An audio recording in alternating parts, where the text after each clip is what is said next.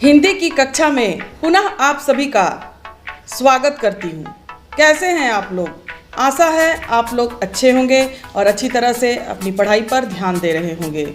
बच्चों, आज हम लोग हिंदी बी से पढ़ेंगे अतिथि तुम कब जाओगे, और इसके लेखक हैं शरद जोशी जी। शरद जोशी जी का जन्म 1931 ईस्वी में हुआ था तथा उनकी मृत्यु 1991 ईस्वी में हुई थी। और इस पाठ के माध्यम से लेखक ने यहाँ पर दिखाने का प्रयास किया है कि किस प्रकार से जब कोई अतिथि या मेहमान हमारे घर आते हैं और जब वो जाने का नाम नहीं लेते हैं और वो बिना बुलाए आते हैं और जाने का नाम नहीं लेते हैं, तो किस प्रकार की स्थितियाँ उत्पन्न होती हैं। और ये एक व्यंग है। हमारे भारतीय समाज में, सभ्यता संस्कृति में अतिथि को भगवान का दर्जा दिया गया है, लेकिन जब अतिथि इस प्रकार के व्यवहार करते हैं तो किस प्रकार से एक अतिथि एक राक्षस के रूप में दिखाई देते हैं। और इसी व्यंग को बहुत ही सहजता से इस पाठ में दिखाया गया है कि किस प्रकार से बिना बुलाए मेहमान घर में आने से परेशानियां होती है, और जब वो आते हैं और जाने का नाम नहीं लेते तो किस प्रकार की कठिनाइयां उत्पन्न होती हैं। इसे बहुत ही सहजता से उन्होंने व्यंग के माध्यम से व्यक्त किया है। आइए बच्चों, पढ़ते हैं तुम कब जाओगे अतिथि। शरद जोशी जी का जन्म उज्जैन शहर में 21 मई 1931 ईस्वी को हुआ था, और ये व्यंग लेखन के एक सुप्रसिद्ध रचनाकार हैं जिन्होंने व्यंग को एक ख्याति दिलाई, और उन्होंने बहुत सारी व्यंग की कृतियाँ की हैं, जिनमें से प्रमुख कृतियाँ परिक्रमा, किसी बहाने, जीप पर सवार, इल्लियाँ, तिलस्म रहा, किनारे बैठ, दूसरी सतह, प्रतिदिन। 2 व्यंग नाटक हैं, अंधों का हाथी और एक था गधा, और एक उपन्यास है मैं केवल मैं उर्फ कमलमुख बीए। शरद जोशी की भाषा अत्यंत ही सहज और सरल है। और प्रस्तुत पाठ तुम कब जाओगे अतिथि में शरद जोशी ने ऐसी व्यक्तियों की खबर ली है जो अपने किसी परिचित या रिश्तेदार के घर बिना कोई पूर्व सूचना दिए चले आते हैं और फिर जाने का नाम नहीं लेते। भले ही उनके टिके रहना मेज़बान पर कितना ही भारी क्यों न पड़े, अच्छा अतिथि कौन होता है? वह जो पहले से अपने आने की सूचना देकर आए और 1-2 दिन मेहमानी करा के विदा हो जाए, या वह जिसके आगमन के बाद मेज़बान वह सब सोचने को विवश हो जाए जो इस पाठ के मेज़बान निरंतर सोचते रहे। तुम कब जाओगे अतिथि।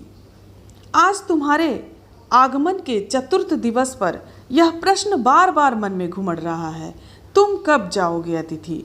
यहाँ पर लेखक के घर में मेहमान आए हुए हैं, और वो मेहमान के आने के पश्चात 4 दिन बीत चुके हैं, चतुर्थ दिवस 4 दिन बीत चुके हैं, और उनके मन में ये प्रश्न बार बार घुमड़ रहा है कि तुम कब जाओगे अतिथि, कि अतिथि घर से कब जाएंगे। तुम जहाँ बैठे निसंकोच सिगरेट का धुआं फेंक रहे हो, उसके ठीक सामने एक कैलेंडर है, देख रहे हो ना। इसकी तारीखें अपनी सीमा में नम्रता से फड़फड़ाती रहती हैं। विगत 2 दिनों से मैं तुम्हें दिखाकर तारीखें बदल रहा हूँ। तुम जानते हो, अगर तुम्हें हिसाब लगाना आता है कि यह चौथा दिन है, तुम्हारे सतत आतिथ्य का चौथा भारी दिन, पर तुम्हारे जाने की कोई संभावना प्रतीत नहीं होती। यहाँ पर लेखक कहते हैं कि घर में एक कैलेंडर जो सामने फड़फड़ा रहा है उसे मेहमान भी देखते हैं, और उन्हें पता होना चाहिए कि चौथा दिवस है उनके आगमन का, तो उन्हें अब वापस चले जाना चाहिए। लेकिन मेहमान उस कैलेंडर को देख कर के भी ये नहीं सोचते हैं कि उन्हें वापस जाना है, और वो एकदम पूरी तरह से वहाँ जम जाते हैं और जाने का प्रयास ही नहीं करते हैं। लाखों मील लंबी यात्रा करने के बाद वे दोनों एस्ट्रोनॉट्स भी इतने समय चांद पर नहीं रुके थे जितने समय तुम एक छोटी सी यात्रा कर मेरे घर आए हो। तुम अपने भारी चरण कमलों की छाप मेरी जमीन पर अंकित कर चुके। तुमने एक अतरंग निजी संबंध मुझसे स्थापित कर लिया। तुमने मेरी आर्थिक सीमाओं की बेजिनी चट्टान देख ली। तुम मेरी काफ़ी मिट्टी खोद चुके। अब तुम लौट जाओ अतिथि। तुम्हारे जाने के लिए यह उच्च समय अर्थात हाई टाइम है। क्या तुम्हें तुम्हारा पृथ्वी नहीं पुकारती। यहाँ लेखक कहते हैं कि जो मेहमान है वो आए हैं उसकी सारी सीमाएं ख़त्म हो गई हैं, और जो आर्थिक सीमाएं हैं, अर्थात जब कोई मेहमान घर में आता है तो उसकी आवाभगत में बहुत सारे खर्च भी होते हैं, उनके लिए अच्छे अच्छे पकवान बनाने पड़ते हैं, उनके स्वागत करने पड़ते हैं। तो यहाँ पर लेखक कहते हैं कि सभी सीमाएं पार हो गई हैं, अब वो कब जाएंगे। उनके मन में यही प्रश्न बार बार आता है कि जो अतिथि है वो ये क्यों नहीं सोच रहे हैं कि उन्हें वापस भी जाना है। उस दिन जब तुम आए थे मेरा हृदय किसी अज्ञात आशंका से धड़क उठा था। अंदर ही अंदर कहीं मेरा बटुआ कांप गया। बटुआ अर्थात पर्स में पैसे रहते हैं, और जब कोई मेहमान हमारे घर आते हैं तो खर्च भी किया जाता है, उनके आवाभगत में उन्हें अच्छा खिलाया जाता है, उनका स्वागत किया जाता है। तो यहाँ पर लेखक का बटुआ कांप गया, अर्थात लेखक को ये अंदाज़ा हो गया था कि उनके पैसे खर्च होने वाले हैं। अगर मेहमान 1-2 दिन रुके तो ठीक है, लेकिन बिना बुलाए आकर अगर वह जाने का नाम ही नहीं ले तो कितने दिन मेहमान नवाजी की जा सकती है, कितने दिन उनको अच्छी तरह से स्वागत किया जा सकता है। ये बहुत बड़ी समस्या बन जाती है। उसके बावजूद एक स्नेह भींगी मुस्कुराहट के साथ मैं तुमसे गले मिला था और मेरी पत्नी ने तुम्हें सादर नमस्ते की थी। तुम्हारे सम्मान में ओ अतिथि, हमने रात के भोजन को एकाएक उच्च मध्यम वर्ग के डिनर में बदल दिया था। तुम्हें स्मरण होगा कि 2 सब्जियों और रायते के अलावा हमने मीठा भी बनाया था। इस सारे उत्साह और लगन के मूल में एक आशा थी कि दूसरे दिन किसी रेल से एक शानदार मेहमान नवाजी की छाप अपने हृदय में ले तुम चले जाओगे। हम तुमसे रुकने के लिए आग्रह करेंगे, मगर तुम नहीं मानोगे। एक अच्छे अतिथि की तरह चले जाओगे। पर ऐसा नहीं हुआ। दूसरे दिन भी तुम अपनी अतिथि सुलभ मुस्कान लिए घर में ही बने रहे। हमने अपनी पीड़ा पी ली और प्रसन्न बने रहे। स्वागत सत्कार के जिस उच्च बिंदु पर हम तुम्हें ले जा चुके थे वहाँ से नीचे उतरे। हमने फिर दोपहर के भोजन को लंच की गरिमा प्रदान की और रात्रि को तुम्हें सिनेमा दिखाया। हमारे सत्कार का यह आखिरी छोर है, जिससे आगे हम किसी के लिए नहीं बढ़े। इसके तुरंत बाद भावभीनी विदाई का वह भींगा हुआ क्षण आ जाना चाहिए था। अर्थात जो मेहमान आए थे उनके जाने का समय आ जाना चाहिए था, उनकी विदाई का समय आ जाना चाहिए था। जब तुम विदा होते और हम तुम्हें स्टेशन तक छोड़ने जाते, पर तुमने ऐसा नहीं किया। तीसरे दिन की सुबह तुमने मुझसे कहा, मैं धोबी को कपड़े देना चाहता हूँ। यह आघात अप्रत्याशित था और इसकी चोट मार्मिक थी। यहाँ लेखक सोचते हैं कि तीसरा दिन है और मेहमान तो अपने घर वापस चले जाएंगे, लेकिन मेहमान नहीं जाते हैं।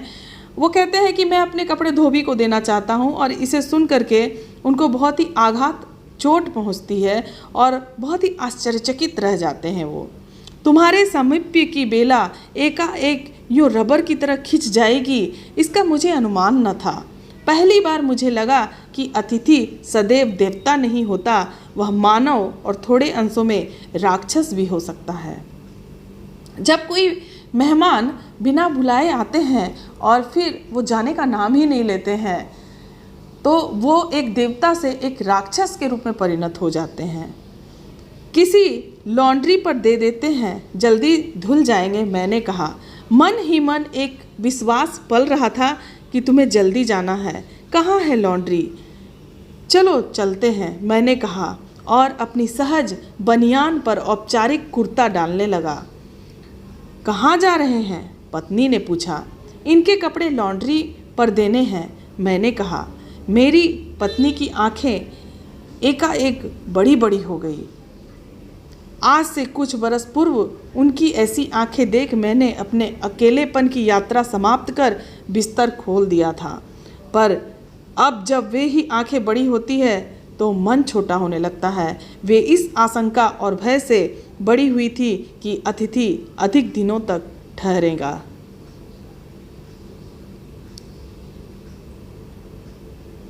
और आशंका निर्मूल नहीं थी।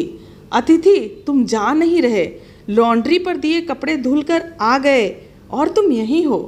तुम्हारे भरकम शरीर से सलवटे पड़ी चादर बदली जा चुकी हैं और तुम यही हो। तुम्हें देखकर फूट पड़ने वाली मुस्कुराहट धीरे धीरे फीकी पड़कर अब लुप्त हो गई है। अर्थात जब मेहमान आते हैं तो सबसे पहले लोग मुस्कुराते हैं, उनसे बातें करते हैं, लेकिन अब वो मुस्कुराहट ख़त्म हो गई है। अब उस मेहमान को देखकर कोई मुस्कुरा नहीं रहा है, फिर भी मेहमान वही हैं। ठहाकों के रंगीन गुब्बारे जो कल तक इस कमरे के आकाश में उड़ते थे अब दिखाई नहीं पड़ते। अर्थात जब मेहमान आते हैं तो हंसी मजाक का वो दौर चलता है, बातें होती हैं, और वो दौर भी गुजर चुका है। अब कोई बात नहीं है और कोई ठहाके नहीं हैं, कोई आनंद नहीं बचा है। बातचीत की उछलती हुई गेंद चर्चा के क्षेत्र के सभी कोनोलों से टप्पे खाकर फिर सेंटर में आकर चुप पड़ी हैं। अब इसे ना तुम हिला रहे हो न मैं। कल से मैं उपन्यास पढ़ रहा हूँ और तुम फिल्मी पत्रिका के पन्ने पलट रहे हो। शब्दों का लेन देन मिट गया, चर्चा के विषय चूक गए।